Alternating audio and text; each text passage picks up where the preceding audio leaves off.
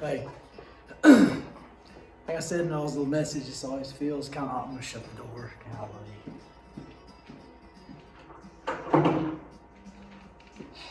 It's just always, this feels kind of awkward. And tried to get Titan to come up here with me to do something, but he's being kind of a jerk. So we'll see what we can do. Okay, never mind. We'll try to have some fun as we do this, but I'm getting used to it. Y'all know this ain't my way of doing stuff. Anyway, here's our saying. It's from Anonymous. Anytime the going seems easier. Anytime the going seems easier, better check and see if you're not going downhill. Anytime the going seems easier, better check and see if you're not going downhill. From Anonymous. All right, we are doing market structures today. We did business organizations, and today we're doing market structures. If you don't have the questions, they're on your computer on my website. I got the website up there at the top. Right there on the info, it's where you find everything. I think most of y'all have done that. So, starting here with market systems, I had something to write with. Where'd it go? Okay. Number one, perfect competition. If there was a track meet and all the guys in the 100 were the same weight, same height, did the same workouts, muscle structure was, if everything was the same, that'd be perfect competition. That doesn't exist. Perfect competition really doesn't exist except in kind of farming and the stock market. I'm gonna turn this light on, it just seems weird. I hope it works for y'all. I think you can still see it. If you can't still see it, let me know and I'll go back to the dark one. But for perfect competition, we're gonna do 4 characteristics. No, we're only doing 3, so y'all got away with something, all right? Perfect competition. There are many buyers and sellers. Many buyers and sellers. They are selling identical products.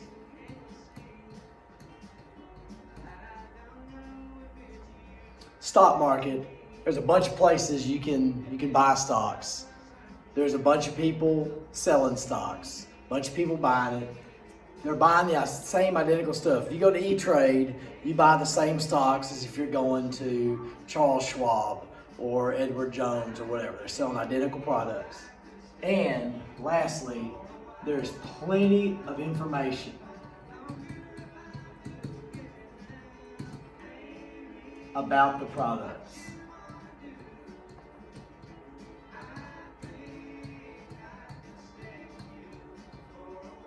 Plenty of information out there about the products if you want to find out about it. So the stock market is kind of like perfect competition. Farming is about the closest thing to perfect competition, although you got weather and all that kind of stuff. There's many buyers, many sellers. They're selling identical products, and there's plenty of info out there about the products if you want to. That's perfect competition. Perfect competition doesn't exist except maybe those 2 places, but anyhow. A monopoly. Monopoly is more than a boring game. It lasts forever. A monopoly means there is one source, one seller. There is no competition. That's the big one. With no competition, the seller or the source has complete control.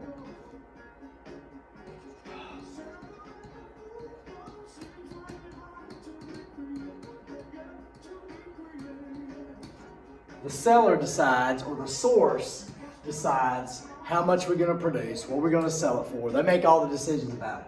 With no competition, you as a consumer have no power over over any of it. If there's competition, we can help decide the price, we can help decide how much of it is out there. But with a monopoly, no competition, they're in control of the price and the product. Now, before Dollar General come in, Time Out was a monopoly. They weren't trying to create a monopoly. They weren't keeping business out. It just happened to be the only one here. That doesn't mean it's illegal. If a company is actively working to keep competition out, if they are doing things to manipulate the system, to put people out of business, that's illegal. Rockefeller, back in the 1800s, he had a complete monopoly over the oil industry. You don't have to write this down, this just kind of help you. He actively would buy out companies. He would drop his prices to where he was not making a profit. He could afford to do it. He was rich, and he would lose money for however long it took to drive that other company out of business. That's illegal. You can't do that. But just because you're the only show in town, just because you got the only store in town, doesn't mean you're a monopoly. There's an opportunity for other people to come in, they just maybe haven't done it. But a monopoly is illegal. But just because you're the only source doesn't mean you're an illegal monopoly. And a barrier to entry. A barrier to entry is something that keeps you from entering a business, keeps you from entering an industry, something that keeps you from getting into it. Keeps you from entering a business or an industry.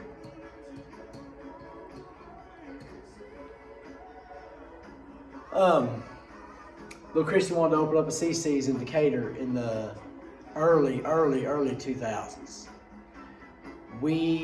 Number one, CC's wouldn't allow it. They would not allow a franchise in Decatur for a long time. And we had no money. So because of that, there was significant barrier to entry to us opening up a CC's in Decatur. Barrier to entry keeps you from entering a business, keeps you from opening up a business, keeps you from getting into something. All right. Now, Sunday ticket. The only thing I used to buy myself was NFL Sunday ticket because I wanted to watch Packer games. I didn't want to watch Cowboy games. I didn't want to watch Bengals games or whatever. I wanted to watch the Packers. And I had to pay money to DirecTV. I had to be in DirecTV. You could not be in Dish. You couldn't have cable.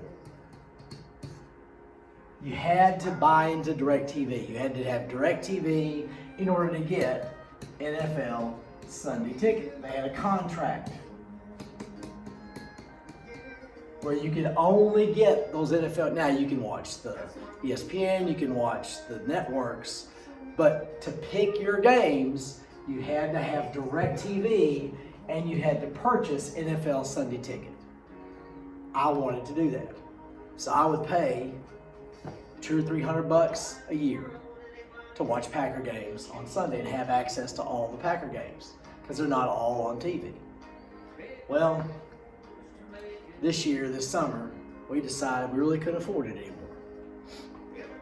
So we dropped DirecTV, which meant we could not have NFL Sunday ticket. And I would try every week to find a way to watch it. That's not a monopoly. They had a contract with DirecTV. The NFL had a contract. That's not a monopoly. That's a legal agreement, and they're a business, and so you could pay You could choose to buy DirecTV. You could choose to buy the NFL Sunday Ticket. But if you didn't choose to do that, you don't get access to it. Those pay-per-view stuff, you got to pay and have access to whatever they got and pay for it to get it. That's a legal thing. That's okay. There were some sad Sundays in my house, but the Packers weren't that great this year, so I would turn on the radio. I'd find the radio on the computer list to it, which sometimes is better anyway. All right. All this virus stuff. There are companies and scientists. There's researchers.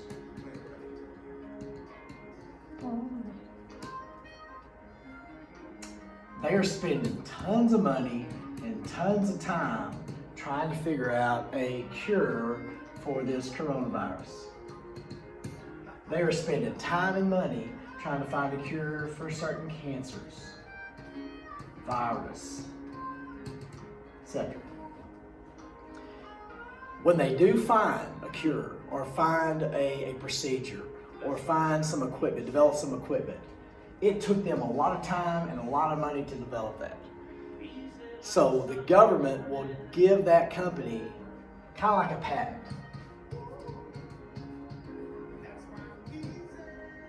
I can't spell it. But they'll give that company a certain number of years. So they'll give them a time frame. And they will say, you have a monopoly. You have control over this cure. That way, you can make up or make back some of the money that you spent and it cost you to develop that cure. So they have their monopoly over that. I'm speaking ignorant here, but like Tylenol. And I'm sure I misspelled that somehow. There's all kinds of letters there. Tylenol was developed when I was a kid. And I guess Tylenol is acetaminophen or whatever. I'm probably talking wrong. But anyway, if you wanted Tylenol, you had to buy Tylenol. And it was kind of expensive. But then after a certain number of years, now you can buy acetaminophen. You can buy generic, which is cheaper. But they gave Tylenol, or if you develop whatever cure, it gives you a time to make back the money you spent, to make back what it cost you, and kind of a little reward for doing it. So you've got name brand medicine, and you have generic medicine. It's the same stuff, but this just costs cheaper. And you have to buy this for a certain amount of years. Then you can buy generic if you want to. I always buy it generic. On leg day, I got to do 3 Excedrin extra strengths, but I buy Equate Excedrin, not Excedrin. That's dope. It's like half the price, but it's the same stuff. So they basically have a monopoly for a while, so they can make the money back. Product differentiation. I drew some pictures today. I can draw the left-hand side. I can't draw the right-hand side. This is a glass bottle. This is a plastic bottle. This is a name brand drink. And just looking at it, I think most of y'all can figure out what this is. What kind of bottles are these? What company? Yes. Coke. They have that shape. That's the shape of a Coke bottle. And when you look at it, you know it's a Coke bottle. Now, of course, in Texas, we say everything's Coke. I know some of y'all are out on that. I don't understand. We're losing our mind. But anyway, this is an actual Coca-Cola bottle. I kind of tried to draw a Dr. Pepper bottle. That's awful. But that's kind of a Dr. Pepper bottle. Dr. Pepper products have this kind of look to it. Coke products have that look to it. That is product differentiation. Some companies' products have a look. Cars. Ms. Byers, Ms. Cantwell, there are no envelopes to pick up. Thank you. Some cars have a look. Back in the 50s, the fins. Some of y'all's grandparents will know about this. The fins on the car, you could tell the car from the fins in the back. When I was a kid, you could look at a Ford truck coming down the road, or a Chevy truck coming down the road, or a Dodge truck coming down the road, and you just look at it and you could tell, yeah, that's what that is. It's harder today. Cars especially, they're starting to all look the same. But product differentiation is when a company has a certain, its products have a certain look. They have a shape. Anyways, hope that kind of, yeah, cars, Cokes, all that kind of stuff. When they're, you can look at it and know what kind of product it is, know what kind of company it is. It's not a logo, it's the look of it, the shape of it. Oligopoly. This is a fun word. An oligopoly, I'll tell you two of them. It's an industry. An oligopoly is an industry, and the two best examples is the automobile industry and the airplane building industry. You've got Boeing. You got Northrop Grumman, or whatever, and used to be General Dynamics. Anyway, there's only a few airplane companies. There's only a few automobile companies. There's probably 20, 25 automobile companies worldwide. But those are oligopolies. Characteristic of an oligopoly is there are few sellers. There are few sellers. Hey Mitchell. Producers. There is not a ton of airplane producers, airplane manufacturers, mainly because of the cost involved. If you wanted to start your own car production company, it would take billions and billions and billions and billions of dollars, and it would take you so long to make that money back. It's probably not worth it. Few sellers. They are selling similar products, not the same, not identical. Airplanes are not like a Boeing and all these different, Cessna, all these airplanes. They're not exactly the same. Each company has their own little flair, but they're similar. Cars, Fords, Dodges, Chevys, they're similar. They're not identical. And there are significant barriers to entry. In this case, with the automobiles and the airplanes, money. That's a significant barrier to entry. So an oligopoly, there's few sellers, there's few producers, very few companies involved. They're selling similar products, and there are significant barriers to entry.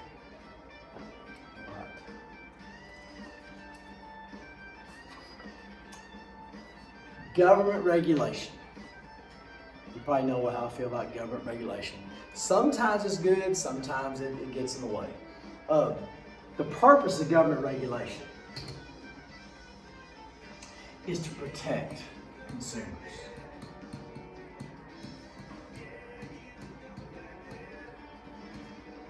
That's the reason it's there. Is it always used to protect consumers? I would say no. Is that always the reasoning behind it? No, but that's the argument for it. And I will say yes, there does need to be some government regulation to protect us. This comes down to laissez-faire.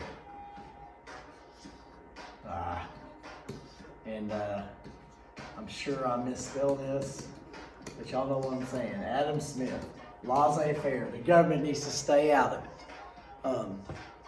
I'm glad we protect the air. I'm glad we protect the water. I'm glad we do things to protect our health and safety.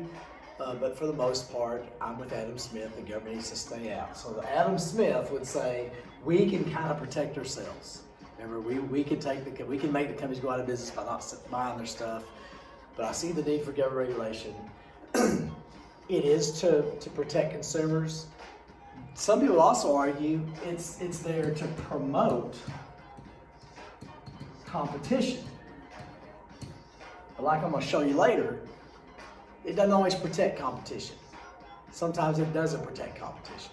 But that's the argument for it, to protect consumers. And yes, I do think we need some of that. We could argue about how we do that, all that stuff. But anyway, that's what government regulations attempting to do. A trust is a company. It is a company that is owned by another company.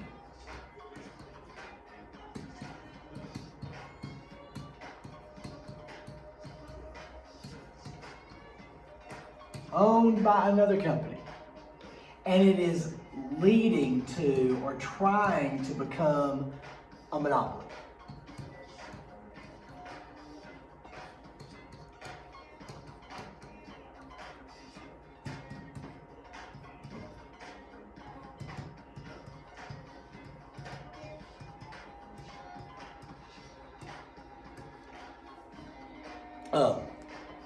This song you've heard before. It's on Napoleon when the cousins picked him up. It's called "So Rough, So Tough." Pretty good stuff. In case you was wondering. Now this is the key. Okay, a conglomerate that we talked about the other day is not a trust. Now I skipped every day you get on to school. Y'all know that. I'm not going to tell you every trust is actually a trust leading to monopoly. Just because a company owns another company doesn't mean it's leading to a monopoly. But like Rockefeller owned Standard Oil. Under Standard Oil, he owned drilling companies. He owned trucking companies. He owned refineries. And he owned the gas stations. He owned every single thing that went into the oil production. And all those companies, those were separate companies, but they all eventually were owned by Standard Oil. And when they broke up his monopoly, they said, you can't own all this. That gives you too much control. That's created a monopoly. So he had to sell off some of these or give some of them off. That's a trust. And a trust leading to a monopoly or a company for the purpose of a monopoly, that's illegal. You can't have that. Because a monopoly, if you go back, the bad thing about monopoly, and I hope I did this, the horrible thing about monopoly is there's no competition. Consumers have no power.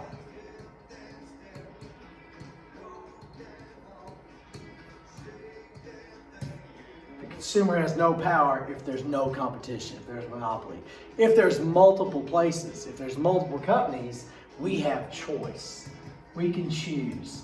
We can buy from this one, not buy from this one. We can control the price. We can have some say over the products.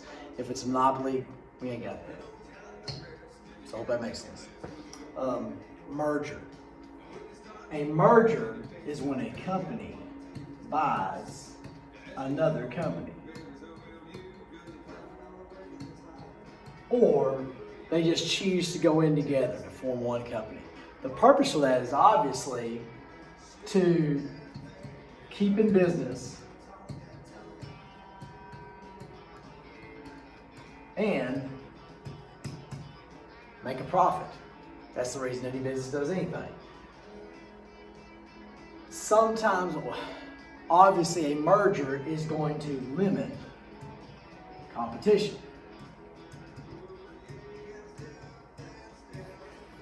Which I'm a big fan of competition. I'm not a fan of limiting competition. Limiting competition gives us less say-so. but it might keep a company from going out of business. It might keep people in their jobs. So there's a give and take there. Let's say AT&T, which y'all know more about this than I do, which is the phone stuff. AT&T and Verizon. Say one of them decided, and I'm sure I'm misspelling all that. Say AT&T was going to buy Verizon. The government wouldn't let that happen because that would give AT&T too much of a monopoly over phone stuff. Most mergers, most companies buying out other companies, the government will look at it and investigate it and say yes or no, you can or can't do that. I don't like reality, but the purpose of that is to ensure that we protect consumers and protect competition. And that's good. We don't need anything like a monopoly. I guess y'all can see that, but anyway, that's a merger. They're not illegal, but for a lot of them, you gotta get government permission to make sure it doesn't create a monopoly situation or give us too little control over the situation. The FTC is the Federal Trade Commission. This is the group that looks into the mergers. They look at what business is doing and make sure that this is the group that tries to protect consumers.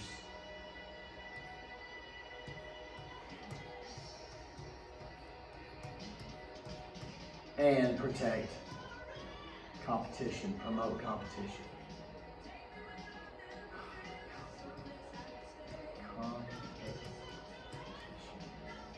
Okay, whatever. Competition. Y'all know who you're dealing with. Competition, not competition, whatever that is. Competition. That's the Federal Trade Commission's job. That's what they do.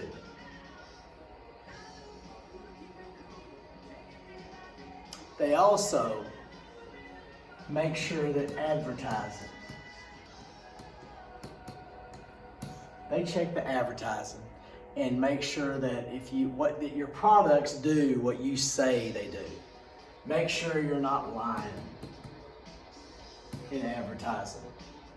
If your product cures cancer, you can say it. You can't say your product cures cancer if it doesn't. That's part of what they look into. Making sure you're not lying, that your advertisements are fair and truthful.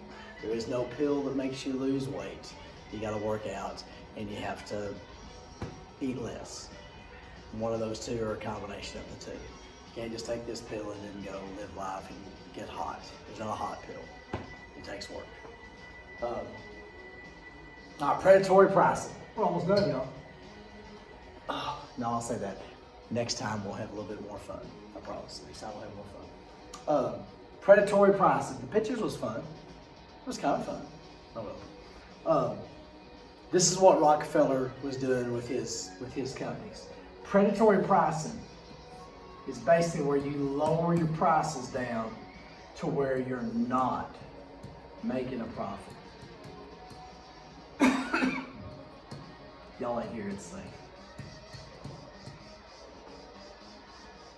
Why would a company lower their prices to where they're not making a profit? Because if they're not making a profit, it means the other guy can't make a profit. So, this is illegal. Illegal? No. I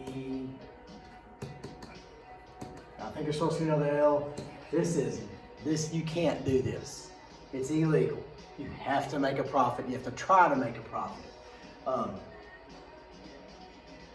Can't do it. That's how you spell illegal. You can't do this because the purpose of this is to drive the competition out of business. Now you can try to beat them, and you are really kind of trying to drive them out of business, but you have to do it on the up and up. You got to do it fair. That's predatory pricing. All right, last one. Deregulation. This is the act of the government giving up control and giving it to private industry. If the government gives up control,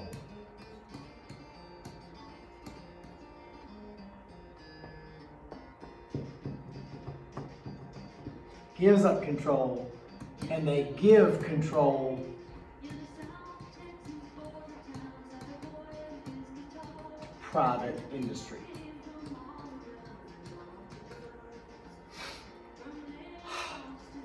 I'm not going to tell you this is perfect and it works every time, but you know what I believe in? The American people, the public working at it. If you give it to the individual people in America, they're going to find a way to make it work. The government is not always going to do it right. Individuals have to do it right. When I was a kid, they deregulated the airlines, the commercial airlines, Delta, American, Southwest, all that. The government used to control, they used to set the prices and determine where the airlines were going, and had a lot of say-so over the airlines and what they offered. There was a lot of food. There was a lot of stuff to drink. There was all kinds of snacks. I remember going on a plane, you got a pack of peanuts no matter what, and you probably got a supper or something, and they'd bring free drinks and whatever. In the 80s, they deregulated. And you got companies like Southwest, which has no food. Now you can fly on an airline that gives food, and it costs more. You can fly on an airline and take 5 bags with you, but it costs more. The airline that Colt will fly home once or twice a year, and it's cheap. No bags. Every bag costs whatever, 25, 30 bucks. You get one carry-on that's a certain size. You're allowed one carry-on.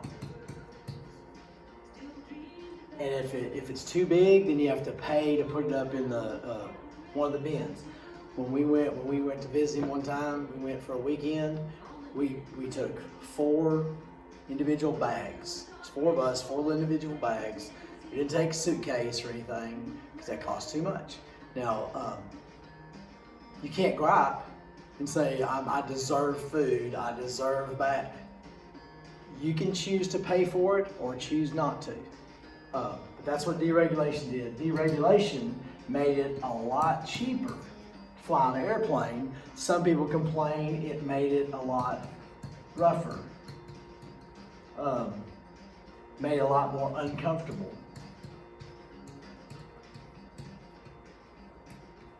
Now, when we fly, we've flown there twice.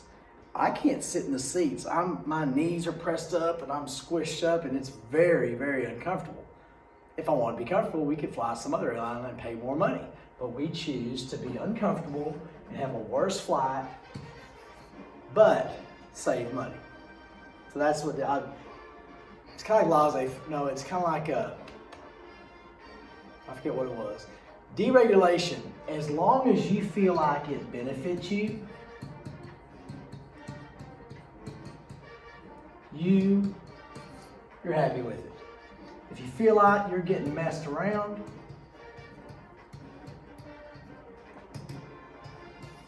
you're sad, you might even be mad.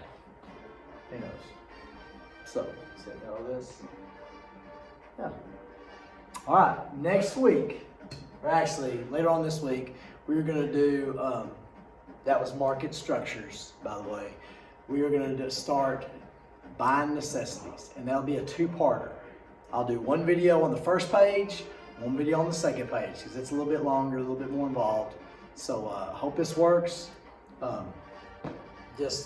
got business, we did business, now we're doing markets. We'll get those things in this week, and then Thursday, Friday, we'll start the what did I say? buying necessities. So that's it.